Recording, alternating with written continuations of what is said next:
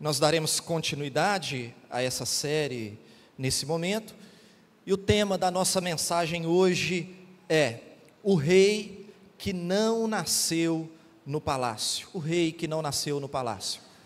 Abra a sua Bíblia, faremos a leitura, Lucas capítulo 2, versículo 8 ao versículo 20. É importante que você permaneça com a sua Bíblia aberta durante toda a exposição da palavra de Deus. Eu chamo a sua atenção para o fato de que quando a palavra de Deus é exposta com fidelidade, de fato Deus fala conosco. Então eu creio que Deus deseja falar ao seu coração. Cuidado com as distrações, e nós iremos caminhar aqui com a exposição do texto sagrado. Lucas 2, 8 a 20.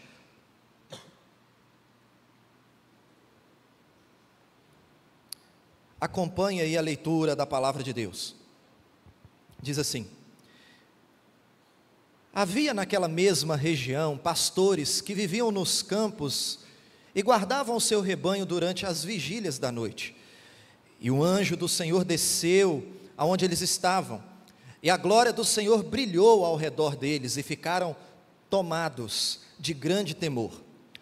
O anjo, porém, lhes disse: não temais, eis aqui vos trago boa nova de grande alegria, que o será para todo o povo. É que hoje vos nasceu na cidade de Davi o Salvador, que é Cristo, o Senhor. E isto vos servirá de sinal: encontrareis uma criança envolta em faixas e deitada em uma manjedoura. E subitamente apareceu com o anjo uma multidão da milícia celestial, louvando a Deus e dizendo: glória a Deus nas maiores alturas, e paz na terra entre os homens, a quem Ele quer bem. E ausentando-se deles os anjos para o céu, diziam os pastores uns aos outros: vamos até Belém, e vejamos os acontecimentos que o Senhor nos deu a conhecer. Foram apressadamente, e acharam Maria e José, e a criança deitada na manjedoura. E vendo-o, divulgaram o que lhes tinha sido dito a respeito deste menino. Todos os que ouviram se admiraram das coisas referidas pelos pastores. Maria, porém, guardava todas essas palavras, meditando-as no coração. Voltaram então os pastores, glorificando e louvando a Deus por tudo o que tinham ouvido e visto, como lhes fora anunciado. Amém. Feche seus olhos mais uma vez. Pai amado, a Tua palavra foi lida, e nessa hora nós nos prostramos diante do Senhor e suplicamos, Pai, o Teu favor. Não temos outra esperança, a não ser que o Senhor, pelo Teu Espírito, fale conosco nessa noite. É a Tua voz que nós desejamos e precisamos ouvir. Oramos em nome de Jesus. Amém e amém. Querido irmão, esse texto nos conta a história de um rei que nasceu em uma manjedoura. E não foi qualquer rei, foi o Rei dos Reis, o unigênito Filho de Deus. E é importante destacar que a manjedoura não foi apenas um detalhe circunstancial, não. A manjedoura é, na verdade, um símbolo da disposição de Jesus em se identificar conosco, enquanto cumpria a sua missão redentora. A manjedoura é, meu querido irmão, um símbolo da realeza serva de Cristo Jesus. A manjedoura mostra para nós, desde o seu nascimento, que esse rei veio não para servir, mas ele veio, ou melhor, ele veio não para ser servido, mas ele veio para servir e resgatar a vida de muitos. O texto nos diz que naquela noite especial, na noite em que o Senhor Jesus nasceu, haviam naquela região alguns pastores que estavam trabalhando. É isso que o verso 8 nos informa. Volte aí os seus olhos para o versículo 8. Havia naquela mesma região pastores que viviam nos campos e guardavam o seu rebanho durante as vigílias da noite. Os pastores, queridos irmãos, eles ficavam a noite toda cuidando do rebanho, protegendo o rebanho de animais selvagens ou até mesmo de ladrões que poderiam aparecer por ali. Então a noite de um pastor era assim, a noite inteira vigiando, cuidando do rebanho. Mas naquela noite do nascimento de Jesus, aqueles pastores, eles foram surpreendidos por um acontecimento extraordinário. Houve um chamado angelical, e esse chamado dos anjos transformou a vida daqueles homens. Meu amado, você consegue imaginar a alegria desses pastores? A boa notícia do nascimento do Salvador não foi dada pelos anjos para homens importantes daquela sociedade. A boa notícia do nascimento do Rei Jesus não foi dada aos chefes da religião, mas essa boa nova de salvação foi anunciada pelos anjos a simples pastores. E veja, não eram somente simples pastores, mas eram desprezados pastores. É importante a gente entender que os pastores, eles eram uma classe desprezada naquela sociedade, porque o trabalho deles os impedia de cumprir a lei cerimonial. Então, eles eram cerimonialmente impuros, considerados pela religião homens impuros, e também pelo fato de que eles viviam viajando pelo país. Muitos pastores se tornavam ladrões. Muitos não eram pessoas de confiança. Então era uma classe de pessoas que tinha uma má fama na sociedade. Só para a gente ter noção, quando havia um tribunal, se levasse um pastor como testemunha, o tribunal não aceitava um testemunho de um pastor, porque era uma classe desprezada, que tinha má fama. Então pense comigo, meu amado irmão, Deus poderia ter enviado seus anjos, para que eles pudessem dar a notícia do nascimento de Jesus aos mestres da lei, aos escribas, os sacerdotes, os reis, mas Deus escolheu os desprezados pastores. E mais do que isso, eles não somente receberam essa notícia, mas essa notícia transformou a vida daqueles pastores. Meu amado irmão, deixa eu dizer algo para você. A boa notícia de salvação não é para aqueles que são dignos, ou que fizeram algo para merecer a salvação, não. A boa notícia de salvação é exatamente para pecadores, como nós. É a boa notícia, meus amados irmãos, de que há esperança para nós, no amor incondicional de Deus. É a boa notícia de que o poderoso Rei dos Reis, Ele nos ama a ponto de fazer tudo o que era necessário para nos resgatar e nos salvar. Vejamos então, queridos irmãos, algumas lições sobre esse rei que nasceu. Algumas lições que nós podemos destacar aqui nesse texto.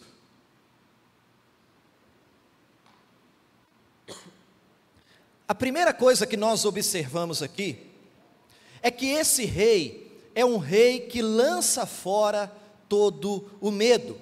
Veja comigo o versículo 9. E um anjo do Senhor desceu aonde eles estavam, e a glória do Senhor brilhou ao redor deles, e ficaram tomados de grande temor. Veja, o texto diz que a glória do Senhor brilhou ao redor deles. Meu amado irmão, esse mês do Natal é um mês que por onde a gente passa tem luzes piscando. O Isaac ainda não aprendeu a falar direito, mas ele já associou na cabecinha dele que uma luzinha piscando é Natal. Se tiver uma árvore de Natal, ele já olha e fala: papai, Natal. Ele já sabe que é Natal. Todavia, A luz do Natal não são as lâmpadas coloridas que enfeitam as casas e as praças da cidade nesse período de Natal, mas a luz do Natal é a luz de Deus, que ilumina o coração do homem e o transforma e o conduz a uma vida de obediência e de glorificação ao Pai.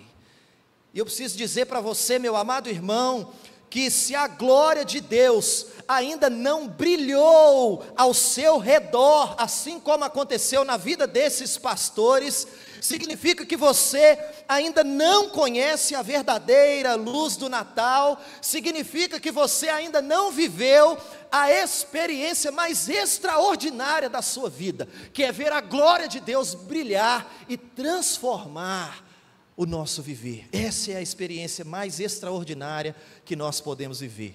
Foi a experiência que esses pastores viveram.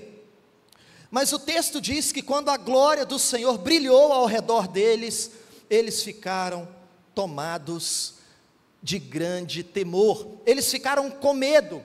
E você pode perguntar, mas por que ter medo se é a glória de Deus que se manifestou ali? Meu amado irmão, quando um homem enxerga a glória de Deus, a majestade de Deus, a santidade de Deus, o poder de Deus, a primeira coisa que ele sente é medo, porque quando a luz de Deus brilha ao nosso redor, e nós de fato contemplamos a glória de Deus, a luz de Deus ilumina a nossa pecaminosidade, e a gente percebe que nós somos pecadores e estamos diante de um Deus que é santo e justo. Você se lembra do profeta Isaías, quando estava diante do trono de Deus, ele disse: ai de mim, eu sou pecador, e os meus olhos viram o Rei. Meu amado, o medo sempre toma o coração do homem, quando ele tem a consciência dos seus pecados, e ao mesmo tempo tem a consciência de que Deus é santo, é majestoso e é justo. O medo toma o coração do homem, mas aí surge a boa notícia. Então, meu amado irmão, o Evangelho é isso, é a boa notícia que emerge da má notícia. A má notícia é que nós somos pecadores e merecemos a ira de Deus, a punição de Deus, e a sentença é a morte eterna. Mas a boa notícia é que o Rei Jesus veio nos resgatar. A boa notícia é que Cristo Jesus nasceu para sofrer a punição em nosso lugar, para trazer salvação, redenção, esperança, alegria, certeza do perdão e da vida eterna. Essa é a boa notícia do Natal. E quando os pastores ficaram tomados de medo, veja o que o anjo disse para eles, versículo 10 e versículo 11. O anjo, porém, lhes disse: não temais, eis aqui vos trago boa nova de grande alegria, que o será para todo o povo. É que hoje vos nasceu na cidade de Davi o Salvador, que é Cristo, o Senhor. Perceba, quando eles ficaram tomados de medo, o anjo disse: não precisa ter medo, porque nós viemos aqui com uma notícia de grande alegria. E meu amado irmão, que alegria pode ser maior do que saber que o próprio Deus se submeteu às limitações humanas, por amor a mim e a você? Que alegria pode ser maior do que saber que Deus se fez homem para solucionar o maior problema da humanidade, que é o pecado? E o texto diz ainda, meu amado, que essa boa nova de grande alegria é para todo o povo, ou seja, sem distinção de nacionalidade, de posição social, de idade, de riqueza, fama, sexo, educação, enfim, é para todo o povo. E a notícia é: nasceu o Salvador, nasceu o ungido de Deus, o Messias prometido, o Rei dos reis, o Senhor dos senhores, nasceu, a salvação chegou. E a pergunta que nós podemos fazer é a seguinte: esse Rei ele lança fora todo medo. Não há o que temer quando nós estamos nos braços desse Deus que nos ama a ponto de se fazer homem para nos resgatar. Mas a pergunta que nós podemos fazer é: onde esse rei nasceu? Onde o único Filho de Deus nasceu? E não foi em um palácio, foi em uma manjedoura. E aqui nós destacamos o segundo ponto para a nossa reflexão. A segunda coisa que nós observamos é que esse rei é um rei disposto a se identificar conosco. Veja comigo o versículo 12. Versículo 12: e isso vos servirá de sinal: encontrareis uma criança envolta em faixas e deitada em manjedoura. Meu irmão, o anjo deu um sinal para que os pastores pudessem achar o menino rei. Ele disse: olha, ela vai estar enrolada em faixas e vai estar deitada em uma manjedoura. E muito provavelmente haviam outros recém-nascidos em Belém enrolado em faixas. Todavia, Jesus era o único que estaria enrolado em faixas e deitado em uma manjedoura. Amado irmão, diante da notícia de que o Filho de Deus iria nascer no mundo, certamente qualquer um de nós iríamos pensar que ele nasceria em um luxuoso palácio ou em uma grande mansão. Todavia, o Rei dos Reis, ele nasceu em uma simples manjedoura. Uma manjedoura é um coxo usado para alimentar os animais. E é importante que a gente saiba que a manjedoura, meus amados irmãos, foi apenas o início das limitações que o nosso Senhor se submeteu para que pudesse nos salvar. Ele se submeteu a todas as limitações humanas, sendo Deus, se submeteu a todas as limitações humanas, e o nascimento na manjedoura foi só o início, ou a primeira das limitações às quais ele se submeteu. O Rei Jesus experimentou a pobreza, o Rei Jesus experimentou a dor, o sofrimento, o luto, a tentação, a humilhação e até mesmo a morte por amor a nós. Queridos irmãos, ele fez isso tudo porque esse era o único jeito de nos resgatar. Esse era o único jeito de nos substituir na cruz do Calvário e receber a punição que era para mim e que era para você. Agora, meu amado, pensa comigo, como é maravilhoso saber que nós temos um Rei, saber que nós temos um Deus que conhece a nossa vida, não só de ouvir falar, mas Ele conhece a nossa vida porque Ele também a viveu, Ele a experimentou, Ele sentiu na pele tudo aquilo que nós sentimos, e Ele não pediu nenhuma vantagem especial diante dos outros homens. Como que é maravilhoso, irmão, saber que nós não temos um sumo sacerdote que não possa se compadecer de nós, porque Ele conhece a nossa estrutura. Quando nós nos achegamos diante de Cristo, reconhecendo as nossas limitações, Ele se compadece de nós, porque Ele conhece, Ele sabe que nós somos pó, porque Ele também foi tentado, irmãos, em todas as coisas, todavia Ele não cedeu, Ele não pecou. Como é maravilhoso e paradoxal saber que o Deus eterno andou no tempo, saber que o eterno teve início para que pudéssemos desfrutar da eternidade. Como é maravilhoso saber que o Criador da vida morreu para que nós pudéssemos ter acesso à vida. Como é maravilhoso saber que aquele que é incansável, Ele experimentou o cansaço, para que hoje nele nós pudéssemos descansar.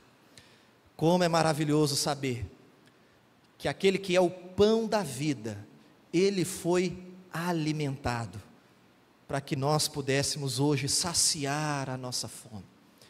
Meu amado irmão, aquele que é onipresente, o Deus Todo-Poderoso, ele se fez uma criancinha. Ele um dia engatinhou, para que ele próprio se tornasse hoje o nosso caminho, que nos leva a Deus e à eternidade. Como é maravilhoso saber que o Deus inabalável chorou, irmãos, para que toda lágrima pudesse ser enxugada dos nossos olhos. É essa a mensagem do Natal. É a história de um Deus que se fez homem, para que os homens pudessem hoje conhecer a Deus. É a história de um rei disposto a se identificar conosco e cumprir plenamente a sua missão redentora. Mas o texto continua. E em terceiro lugar, nós aprendemos aqui que esse rei, ele nos traz a paz verdadeira. Na sequência do texto, no versículo 13 e no versículo 14, nós lemos que subitamente apareceu uma multidão da milícia celestial louvando a Deus e dizendo: glória a Deus nas maiores alturas e paz na terra entre os homens a quem Ele quer bem. Veja, meus amados irmãos, que experiência esses pastores tiveram. Primeiro, apareceu um anjo, e o anjo deu a notícia do nascimento do Salvador. Depois aparece um exército de anjos, louvando a Deus, e eles cantam glória a Deus nas maiores alturas, e paz na terra entre os homens, a quem Ele quer bem.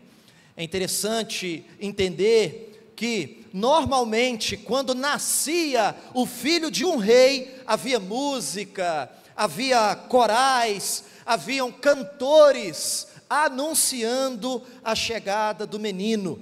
Mas aqui, o coro celestial substituiu os músicos terrestres, e os anjos certamente ali cantaram canções que teria sido impossível entoar por bocas humanas. E nessa canção que os anjos entoaram, eles estão dizendo que Deus trará paz para os homens a quem Ele quer bem. Veja, não é paz para todos os homens, mas paz para aqueles que são seus, paz para aqueles que se submetem ao seu senhorio, paz para aqueles que creem em Cristo Jesus.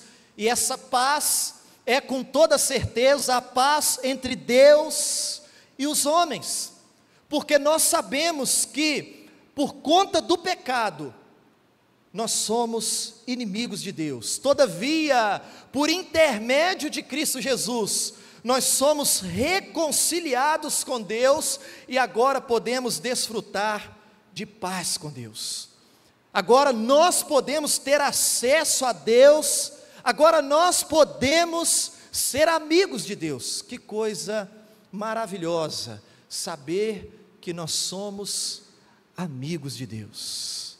É bom saber que nós somos amigos de Deus. Agora, coisa terrível é saber que nós somos inimigos de Deus, quando nós não reconhecemos as nossas falhas, quando nós não nos dobramos diante dEle. Mas veja, meu amado, que essa reconciliação, essa paz que nós temos com Deus, essa alegria de saber que Ele é o nosso amigo, é a única coisa que preenche o vazio no peito do ser humano. Nós temos um buraco na nossa alma que só pode ser preenchida por um relacionamento íntimo com Cristo Jesus. Entenda algo: você não vai encontrar essa paz em lugar nenhum. Você não vai encontrar essa paz em nenhuma riqueza, em nenhum prazer, em nenhuma conquista pessoal. Somente em Cristo Jesus nós encontramos vida, propósito, deleite e a paz que excede todo entendimento. Isso é a paz que independe das circunstâncias. Seja o que for que nos aconteça, pode cair a tempestade que for, mas em com Cristo Jesus, nós desfrutamos de alívio na alma, de uma paz, que é a certeza de que nós estamos seguros, porque o Rei dos Reis, o Todo-Poderoso, Ele é o nosso amigo, Ele conduz as nossas vidas, e Ele estará conosco todos os dias, até a consumação dos séculos. Então essa paz não significa a ausência de guerras, mas essa paz é uma paz profunda entre Deus e os homens, alcançada somente por intermédio de Cristo Jesus. Esse Rei que nasceu, veio trazer para mim e para você, essa paz que excede todo o entendimento. Mas o texto continua, meu amado irmão, e nós aprendemos aqui uma última lição, e eu gostaria de chamar a sua atenção. Nós aprendemos que esse rei é um rei que exige uma resposta. Esse rei é um rei que exige uma resposta. Quero pedir que os irmãos do louvor possam vir aqui para frente, e volte os seus olhos aí para o versículo 15 em diante, que nós veremos aqui a reação dos pastores, depois de toda essa experiência. Veja comigo o versículo 15.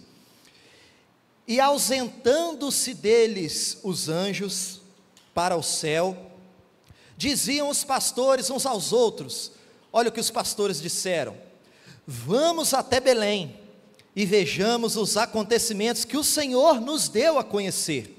Versículo 16, foram apressadamente, e acharam Maria e José, e a criança deitada na manjedoura, e vendo-o, divulgaram o que lhes tinha sido dito a respeito desse menino.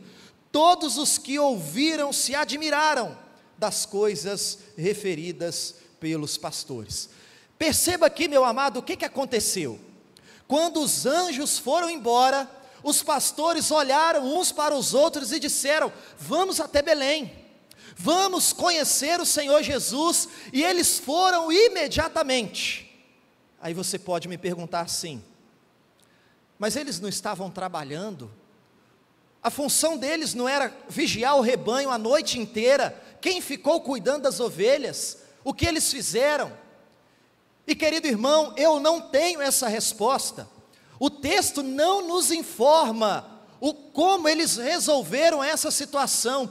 O que o texto nos informa é que eles foram apressadamente até Belém. O que nós podemos ter certeza aqui, meus irmãos, é que agora Jesus é prioridade na vida desses pastores. O que nós podemos ter certeza aqui é que uma vez que eles foram impactados pela mensagem do nascimento do Filho de Deus, agora esses homens buscam em primeiro lugar o reino de Deus e a sua justiça, crendo que as outras coisas vos serão acrescentadas. Cristo é prioridade na vida desses homens, uma vez que eles foram impactados pela mensagem do nascimento do Filho de Deus. E o texto nos informa que eles chegaram lá e encontraram tudo conforme os anjos lhe disseram, o menino, Maria e José, e o menino estava deitado em uma manjedoura, e eles contaram como eles receberam aquela notícia do nascimento de Jesus, de uma forma tão extraordinária. E meu amado irmão, eu falo com você o seguinte: infelizmente, hoje, nós temos perdido essa vontade de nos encontrarmos com Cristo. Parece que nós estamos mais preocupados com as conquistas terrenas, nós estamos mais preocupados com os nossos afazeres, nós estamos mais preocupados com a realização da nossa própria vontade, enquanto que as coisas mais preciosas, as coisas eternas, nós deixamos para depois. Você precisa entender, meu amado irmão, que se os pastores tivessem ficado ali distraídos com seus afazeres, eles teriam perdido a oportunidade de conhecer Jesus e de presenciar o maior acontecimento da história da humanidade. porque depois de Maria e José, aqueles pastores foram os primeiros a contemplar o Cordeiro de Deus, que tira o pecado do mundo. Foi uma experiência extraordinária na vida daqueles homens, e esse encontro com Jesus transformou a vida desses pastores. Volte seus olhos aí para o versículo 20, o texto diz assim: voltaram então os pastores, glorificando e louvando a Deus por tudo o que tinham ouvido e visto, como lhes fora anunciado. Veja, agora eles glorificam a Deus, e é exatamente esse o propósito da existência. Nós existimos para glorificar a Deus e buscar nele alegria todos os dias da nossa vida. Meu amado, eu quero dizer para você, entenda isso. Se você não entendeu o propósito para o qual você existe, tudo que você faz é em vão, tudo que você faz vai passar, vai acabar, não é eterno. Mas se você entendeu o propósito da sua existência e vive segundo esse propósito, então tudo que você faz tem consequências eternas. Meu amado irmão, você nasceu para glorificar a Deus e se deleitar nele todos os dias da sua vida. Portanto, eu quero desafiar o seu coração a decidir viver por algo que é muito maior do que a sua vontade. Desafiar o seu coração a decidir viver por algo que é maior do que os seus sonhos. Quero desafiar o seu coração, meu amado irmão, a viver para a glória desse menino que nasceu, que cresceu, que foi obediente, que morreu na cruz do Calvário, mas que a cruz não segurou, que ressuscitou ao terceiro dia, está vivo à destra de Deus Pai Todo-Poderoso, de onde um dia há de voltar para julgar os vivos e os mortos, e muito para além disso. Ele está vivo à destra de Deus Pai, mas não está distante de nós, porque o Rei dos Reis, Ele se faz presente em nosso meio. Ele se faz presente aqui nessa noite, meu amado irmão. A sua presença é invisível, mas é real. Cristo Jesus está aqui, vivo, porque Ele vive hoje e por toda a eternidade. Eu quero desafiar o seu coração a fazer como os pastores fizeram, porque da mesma maneira que naquela noite os pastores se prostraram diante do Rei que nasceu, hoje também nós podemos nos prostrar diante do Rei dos Reis. Hoje, meu amado irmão, você pode tomar a decisão de mudar algumas coisas na sua vida. Talvez você esteja distraído demais com a sua vontade, com seus planos, com seus projetos, e talvez você esteja perdendo os acontecimentos mais extraordinários que você pode viver na presença do Criador dos céus e da terra. Talvez você esteja distraído demais fazendo a sua vontade. Talvez nessa noite você possa priorizar viver para a glória do menino rei, aquele que se fez homem e que está vivo para todo sempre. Seja qual for a sua situação espiritual, o jeito que você chegou aqui, eu creio na soberania desse rei. Você não entrou aqui à toa, você não ouviu essa mensagem à toa. Cristo te trouxe aqui para falar ao seu coração. Decida hoje mudar aquilo que precisa ser mudado, assim como os pastores que se prostraram, que foram apressadamente até Belém para ver aquele menino que nasceu. Assim como eles fizeram, hoje também nós podemos nos prostrar diante do Rei dos Reis, porque Ele está presente aqui nessa noite. Quero desafiar o seu coração